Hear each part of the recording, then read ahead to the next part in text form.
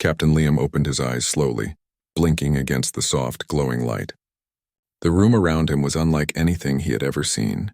Smooth walls shimmered in shades of blue and silver, and small machines floated in the air, quietly humming as if they had their own thoughts. He tried to sit up, but a gentle pressure held him in place. "Relax," a calm voice said. Liam's eyes darted toward the source. Standing beside him was a figure unlike any human being he had ever seen. Her skin was a pale lavender, her eyes large and bright with golden irises that seemed to see everything. Her limbs were slender, graceful, and her movements smooth, almost floating. She wore a uniform that shimmered softly, and small devices hovered around her hands like tiny stars. Liam tried to speak, but his throat felt dry. "Wait, what happened?" he croaked. "You were injured during the landing," the figure explained. "Nothing serious, just a few bruises and some minor burns. You need treatment and then rest. I am Nara, your attending nurse." He blinked, trying to understand. Landing? Nurse? His mind was spinning. The last thing he remembered was the shuttle entering the planet's atmosphere. Then everything had gone wrong. "Please," Nara said again, her voice calm, almost musical. "Relax." She moved closer, and Liam noticed that her hands were slowly hovering down toward a floating tray filled with glowing instruments. He swallowed nervously. The tray floated in the air, spinning slightly, and her hands followed the objects in a careful dance. From his perspective, it looked like her hands were, well, going way too low. He stifled a cough, trying not to panic. Is this normal?" Liam asked, pointing toward the tray. Nara tilted her head slightly, as if confused. "Normal for whom?" she asked. Her large eyes sparkled. Then she laughed softly. "Ah, you mean human perspective. Yes, it looks unusual. The devices float according to gravity fields here. My hands appear low to you, but they are in perfect alignment with the equipment." Liam exhaled, a little embarrassed. He had never felt so clumsy before. "Right. Floating, low.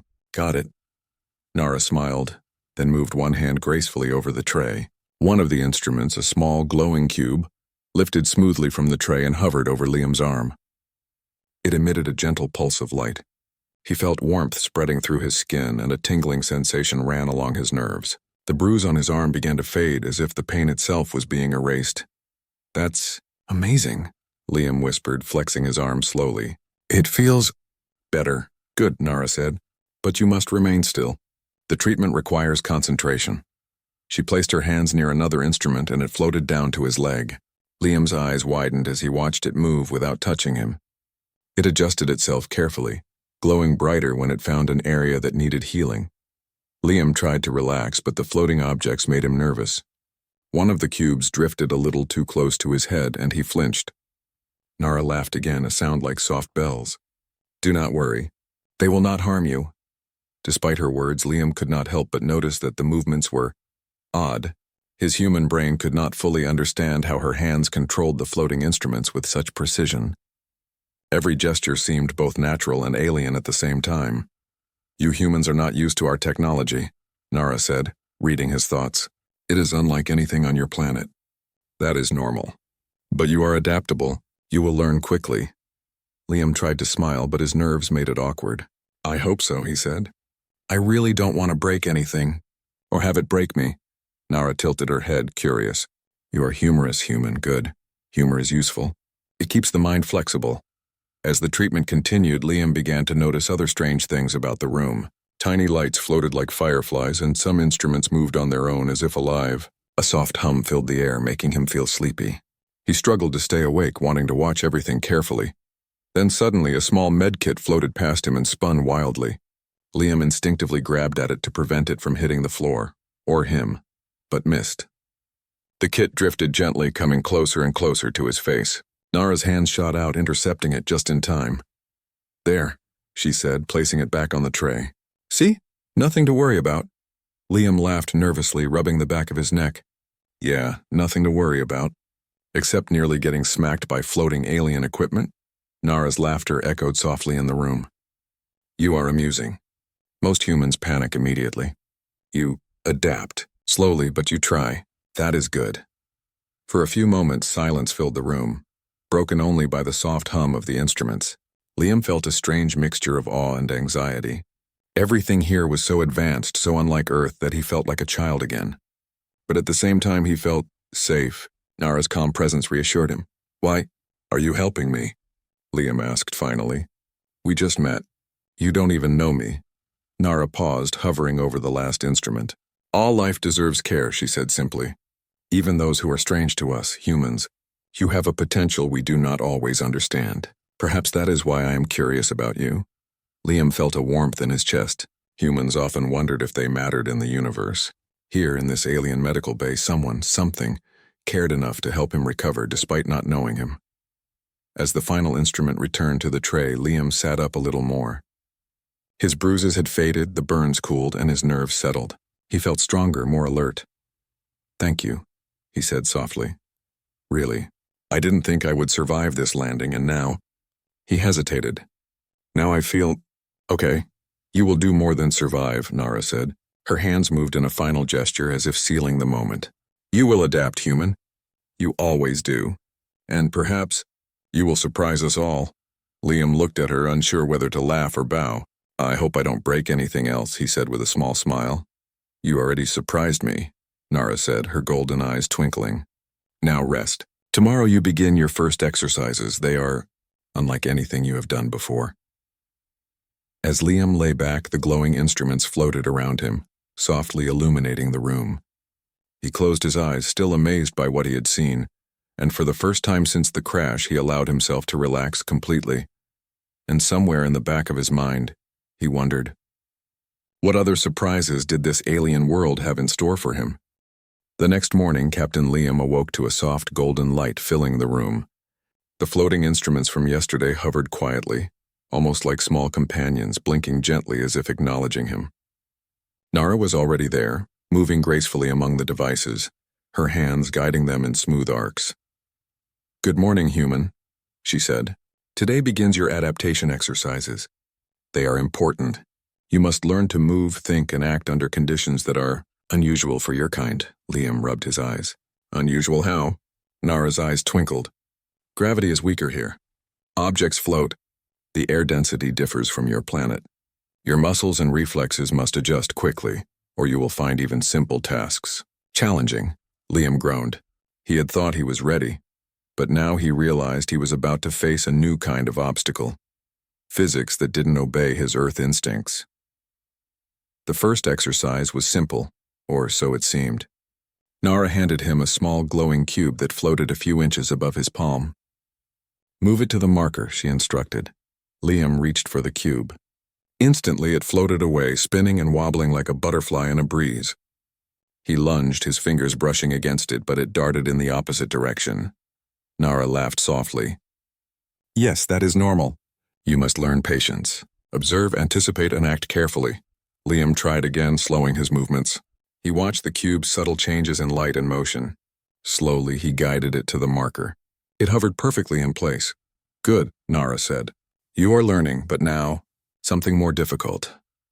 Before he could ask what she meant, another instrument appeared. A small orb that split into 3 smaller orbs, spinning around him in unpredictable patterns.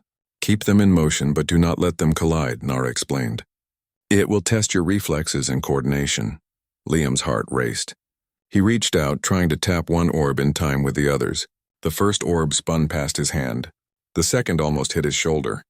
He ducked, but the third orb zipped past his head. "Careful," Nara warned, her hands moving elegantly to adjust the orb's paths. "Remember, human, your mind must adapt faster than your body. Observe first, then act." Liam took a deep breath. He focused, letting his instincts guide him rather than force. Slowly, the orbs began to respond to his movements. His hands moved in sync with the spinning lights. By the end of the exercise, all 3 orbs floated in a perfect triangle around him. Nara's golden eyes sparkled. "Excellent. You are learning quickly. Most humans would still be panicking." Liam wiped sweat from his brow, feeling proud. "Thanks, and I think—" "Now," Nara said, "a real test." Liam's stomach sank. He had survived the instruments, but a real test sounded serious. Nara led him to a larger chamber. The room was circular, its walls covered with holographic displays showing alien landscapes, floating islands, and distant stars. "In this simulation," Nara said, "you will navigate a small rover through a series of obstacles. You must rely on your senses, judgment, and ingenuity. Failure is acceptable, but learning is required. The rover hovered in front of him, sleek and metallic. A control panel appeared in the air, projecting buttons and levers. Liam leaned forward, examining it. On Earth, he had driven vehicles, flown drones, and even piloted a small spacecraft simulator. But none of those experiences prepared him for this. The simulation began. The rover lifted off the ground, floating above a digital terrain filled with cliffs, moving platforms, and floating energy barriers. Liam tried to control it using the alien interface. His first attempt ended quickly. The rover crashed into a holographic wall and spun uncontrollably. Nara tilted her head. Interesting. Humans rarely attempt bold maneuvers. You are different. Try again. Liam took a deep breath, studying the obstacles. He realized the rover's movements were not like anything on Earth. It did not follow simple commands. Instead, it responded to subtle gestures, anticipation, and even mental focus. He began to experiment. A slight twist of his wrist made it turn gently. A nod adjusted its speed. Slowly, he moved through the first section of the terrain.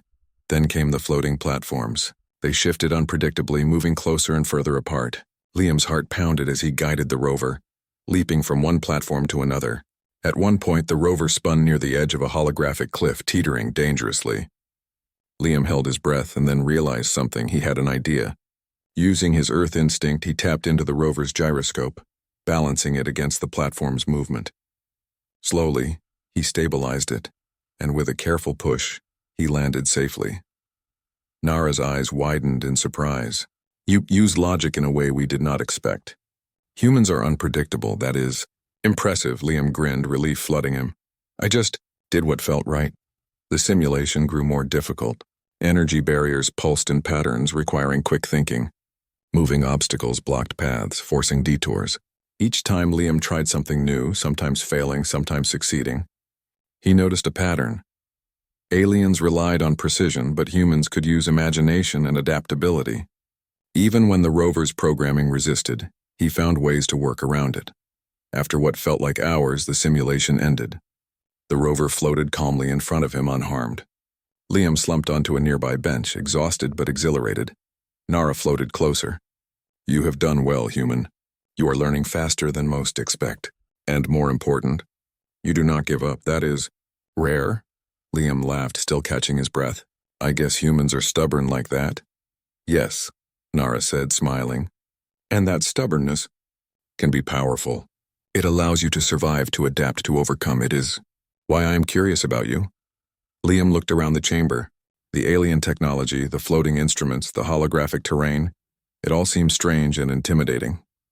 Yet for the first time he felt capable. Humans were not weak. Even on this alien planet, with gravity and tools that defied his understanding, he could succeed. Nara's voice interrupted his thoughts. Rest now, human. Tomorrow we will increase the difficulty. You will face more complex challenges. But for now, enjoy this feeling. You are stronger than you think. As Liam lay back, he watched the glowing orbs from yesterday drift quietly across the chamber. They were no longer threatening or confusing. Now they seemed like companions, symbols of a world he had once feared but was beginning to understand. For the first time since the crash, he smiled. He was far from Earth, surrounded by beings more advanced than humanity could imagine, yet he felt hope. Hope that humans could not only survive here but thrive, and maybe even teach the aliens a thing or two about courage, creativity, and stubbornness. Somewhere in the back of his mind, he heard Nara's words echoing. You will adapt, human. You will surprise us all. And deep down, he knew she was right. The day began quietly, but Liam sensed something was different. The normally calm hum of the medical bay had a sharper edge, and Nara moved faster than usual, her golden eyes scanning the floating instruments with unusual focus. Human, she said, approaching him. Today's exercise will be unexpected. There has been a minor emergency in the observation sector. Your skills will be needed immediately. Liam sat up, feeling both nervous and excited. After the last 2 days, he had grown stronger, more confident. An emergency, he asked. What kind of emergency? Nara hesitated as if weighing her words. A containment field failed. A specimen began moving outside its designated area. It is harmless, but its unpredictability can damage equipment, or worse, injure staff. You must help contain it, Liam's mind raced. He had trained in combat simulations, but this was different. This was real life, in an alien environment, with alien technology and rules he barely understood. But he remembered Nara's lessons. Observe first, then act. Use ingenuity. Adapt. They arrived at the observation sector, a large chamber filled with transparent tubes, floating platforms and monitors displaying strange alien creatures. In the center, a small furry creature bounced erratically. Its 3 eyes blinked rapidly, and it seemed fascinated by the floating instruments around it. Nara's hands moved swiftly, guiding some instruments to create gentle barriers, but the creature was clever.